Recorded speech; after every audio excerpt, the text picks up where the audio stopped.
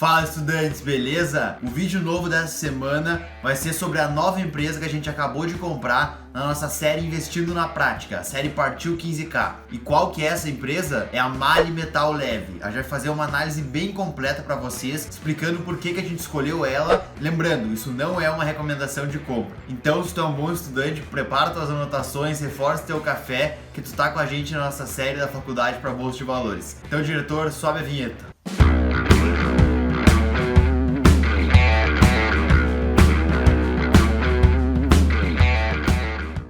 Galera, antes de mais nada, dá aquela força pra gente, estamos chegando nos 350 inscritos, então se tu ainda não é inscrito, se inscreve aqui, isso ajuda demais a gente e nos motiva muito a continuar trazendo bastante conteúdo pra vocês. Também aperta o sininho pra tu ser notificado sempre que tiver vídeo novo, deixa o like no vídeo e confere nosso perfil do Instagram, vou deixar aqui o @, dele, que a gente posta conteúdo lá todos os dias, tanto no feed quanto nos stories. Se tiver alguma dúvida, pode mandar lá pra gente, beleza? Agora chega de enrolação, vamos pro vídeo. A Small Cap que a gente comprou no nosso último episódio, Investindo na Prática, é a MAHLE Metal Leve. Ela é negociada com o código LEVE3 e ela é uma empresa brasileira de autopeças que atua na comercialização e fabricação de componentes para motores e filtros automotivos. E dentro dessa cadeia de produção ela está inserida em duas etapas estratégicas. A primeira é que ela está dentro das montadoras fornecendo tecnologia, produtos e maquinário para a construção de veículos. E segundo é que ela também está envolvida na produção e substituição de peças para veículos que já estão rodando pelo país. Então pensa, se tu comprou um carro, tu sabe que as peças dele têm um prazo de validade, né? Elas não vão durar para sempre. Tu vai ter que trocar essas peças. E a MAHLE atua exatamente nisso, fornecendo peças para esses veículos que estão precisando. E não para por aí. Se tu entrar no RI da empresa, que é a parte de relação com o investidor, tu vai ver que a MAHLE ela é uma empresa de origem alemã que está atuando no Brasil desde os anos 50. Isso mostra que é uma empresa que já sobreviveu a várias crises que a gente passou ao longo desses tempos e ela tem muita história para contar pra gente. Tá, mas aqui não é um canal pra gente contar história, né? A gente quer saber da questão do dinheiro. Então vamos lá, por que a gente escolheu a Leve? Primeiro, a gente comprou ela porque a gente acredita que ela tá com um preço muito descontado do que ela realmente vale. Antes da pandemia, ela chegou a ser negociada por um preço em torno de R$32 por cota. E no auge da pandemia, ela caiu para um valor de R$15. Isso demonstrou uma desvalorização de 47% comparado com o valor anterior dela. Mas essa desvalorização não é para assustar vocês. A gente vai analisar aqui os fundamentos da empresa e a gente vai ver que ela sim é uma empresa muito sólida no mercado. E hoje a gente já tá em outubro, né? Quase 7 meses desde o início da pandemia e o valor dela tá em R$18, ou seja, é um valor que é muito próximo do que ela tava na mínima de R$15 no início da pandemia. E a gente pode tirar uma conclusão com isso, que é que o setor automobilístico foi muito afetado pela pandemia. E como que a gente chama isso no mundo dos investimentos? Oportunidade. E a gente vai mostrar isso através de vários números da empresa. Vamos agora analisar a distribuição de receita da empresa. A receita financeira da empresa é dividida em 3 grandes setores: o mercado interno, o aftermarket, que é aquele de reposição de peças, e o mercado externo. Como a gente pode ver, a empresa ela tem uma grande exposição à exportação, o que ajuda a ter uma diminuição do risco e também contribui para ter uma dolarização da nossa carteira como um todo. Então nesse gráfico a gente consegue ver que desde o primeiro semestre de 2019 até o primeiro semestre de 2020, a empresa não mudou muito a distribuição da receita dela. A gente vê que no primeiro semestre de 2020 ela tem cerca de 38,9% da receita dela focada no mercado externo, cerca de 35% no aftermarket e 25,6% no mercado interno. Então dá para vocês darem uma comparada ali com o primeiro semestre de 2019,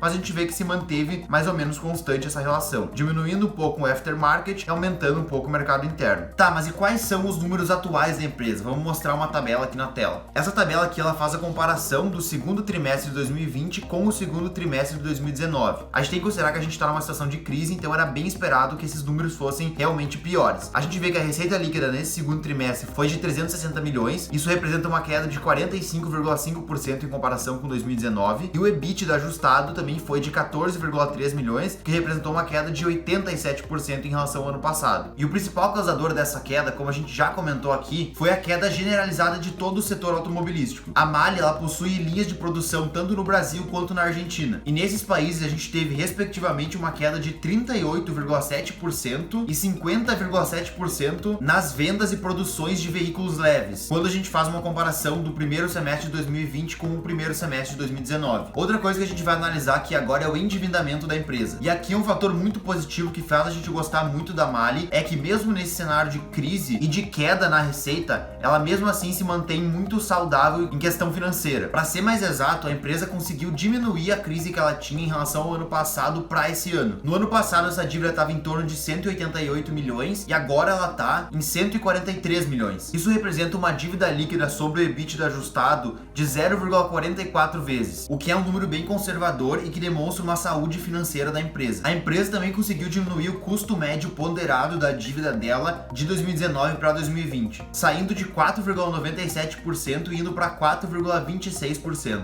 Em relação aos proventos, ela tem um ótimo histórico de distribuição de dividendos e ela não faltou no seu compromisso com os investidores por 20 anos consecutivos. Apesar disso, nos últimos 12 meses, o dividend yield dela, pelo valor atual, está em torno de 3%, o que não é um valor muito alto, mas que é bem esperado para o setor, porque a companhia já tinha anunciado que ela pretendia reter um pouco de caixa para ela, para poder superar os meses difíceis que ela ia passar por causa da crise. Por isso, tem uma expectativa de que a empresa vai distribuir menos dividendos para os seus acionistas no ano de 2020. Como a gente tem um setor automobilístico que está muito depreciado por causa da crise, pode ser que demore um pouco ainda para a empresa recuperar os seus resultados como antigamente. Mas o lado bom é que para 2022 a expectativa é que a empresa já volte a entregar os resultados robustos que sempre marcaram a história dela. E por consequência, ela vai ter mais dinheiro entrando em caixa, não vai precisar reter tanto para ela e vai poder distribuir mais dividendos para os seus acionistas. O yield on cost estimado para esse ano está em torno de 7% considerando o preço atual da ação. Falando agora do valuation da empresa. Mesmo com as dificuldades que a pandemia trouxe para a empresa, a gente não acredita que tenha sido causado um dano permanente nas qualidades da empresa. O que está acontecendo é apenas uma perda da produtividade da empresa por estar no pior momento da história recente mundial. Porém, como os fundamentos dela ainda estão sólidos, como a gente vai ver daqui a pouco na tela do computador, a gente decidiu colocar na nossa carteira de investimentos. Além disso, os analistas fizeram um cálculo para definir o preço teto dela e chegaram ao valor de R$21. Isso confere um crescimento de cerca de 16% sobre o valor atual. Então isso dá uma margem de segurança pra gente. Para finalizar essa parte aqui, a gente vai destacar a posição acionária da empresa. Para reforçar mais uma vez que a gente acredita que os fundamentos da empresa ainda estão sólidos, é só a gente olhar para a posição acionária do grupo controlador da empresa antes da pandemia e depois dela. O grupo controlador seriam as pessoas que gerem essa empresa.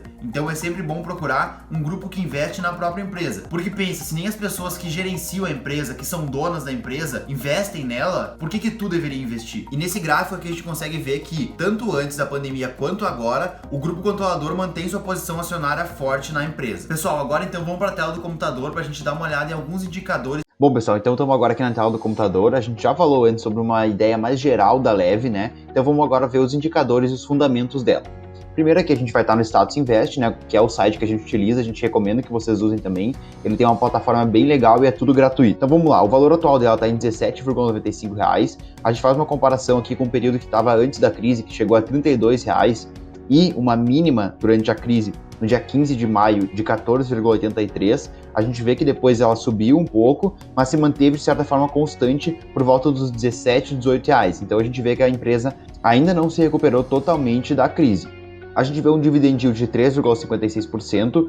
Como eu comentei com vocês anteriormente, eles optaram por segurar mais o caixa para passar por esse momento de crise, então é totalmente aceitável que haja um dividend yield maior, mas a gente acredita que nos próximos anos vai haver um aumento do lucro deles e eles vão, por consequência, de distribuir mais dividendos para a gente, então é totalmente tranquilo isso, na nossa opinião. Ela é uma ação do tipo ON, ordinária, né, então é bom para a gente isso, e tem um tag along de 100%, que significa em caso de venda da empresa, as nossas ações estão garantidas.